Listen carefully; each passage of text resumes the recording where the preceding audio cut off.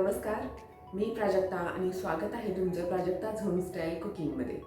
आज आपण आंब्यापासून तयार होणारा एक पदार्थ बघणार आहोत। याआधीही आपण आंब्यापासून तयार होणाऱ्या वेगवेगळ्या पदार्थांची रेसिपी चॅनलवर पोस्ट केलेली आहे, तेही तुम्ही बघू शकता। आणि आज आपण आंब्यापासून तयार होणारे खव्याचे लाडू बनवणार आहोत, म्हणजेच मँगो खवा लाडू किंवा आंब्याचे खवा लाडू। चला तर मग जराही वेळ न घालवता रेसिपीला सुरुवात करूया। सगळ्यात आधी पॅनमध्ये 1 ते 2 चमचे तूप घालून घ्यायचं आहे।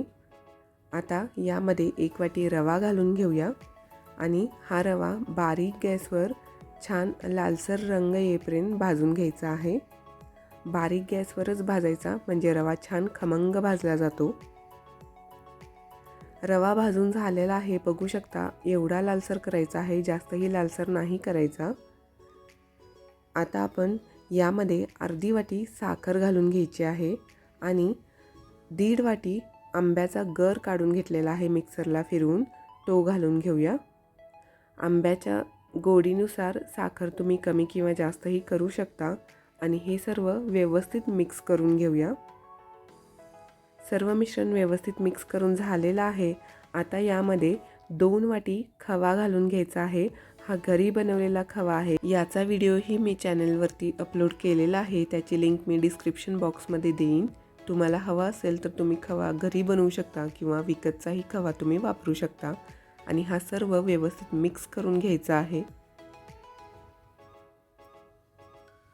खवा मिक्स करून झालेला आहे। आता यामध्ये आपण केशर दूध घालून घेऊया। ऑप्शनल आहे, नाही घातलं तरीही चालेल, पण मी इथे घालून घेत आहे। आणि हे सर्व व्यवस्थित मिक्स करून मिश्रण घट्ट होईपर्यंत शिजवून घ्यायचं आहे। मिश्रण व्यवस्थित घट्ट झालेलं आहे बघा। असं मिश्रण आपल्याला बनवून घ्यायचं आहे। मिश्रण पॅनला चिटकायचं बंद झालं की आपण हे तयार झालं असं समजायचं।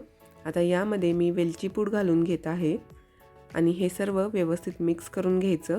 यापेक्षाही जास्त मिश्रण नाही शिजवायचं, नाहीतर लाडू असे चिवट होतात।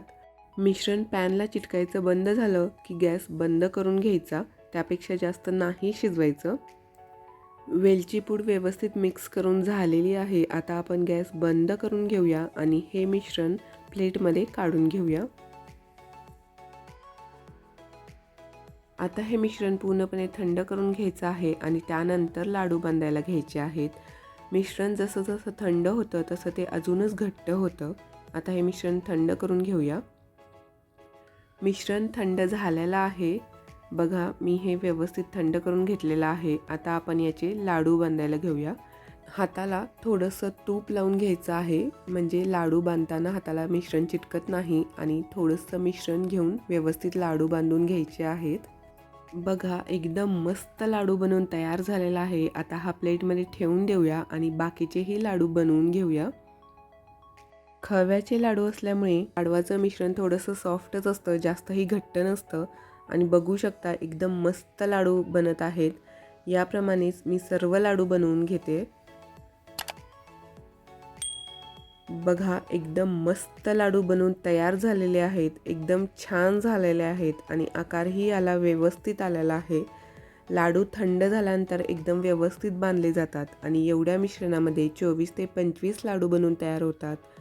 तर याच बरोबर आपले मँगो खवा म्हणजे आंब्याचे खवा लाडू बनून तयार झालेले आहेत। खूप मस्त दिसत आहेत आणि अगदी कमी वेळेत झटपट तयार होतात। तर तुम्हाला ही रेसिपी कशी वाटली हे मला कमेंट करून नक्की सांगा आणि तुम्हीही हे लाडू नक्की बनवून बघा आणि चॅनेलला लाईक आणि सबस्क्राईब करायला विसरू नका। धन्यवाद।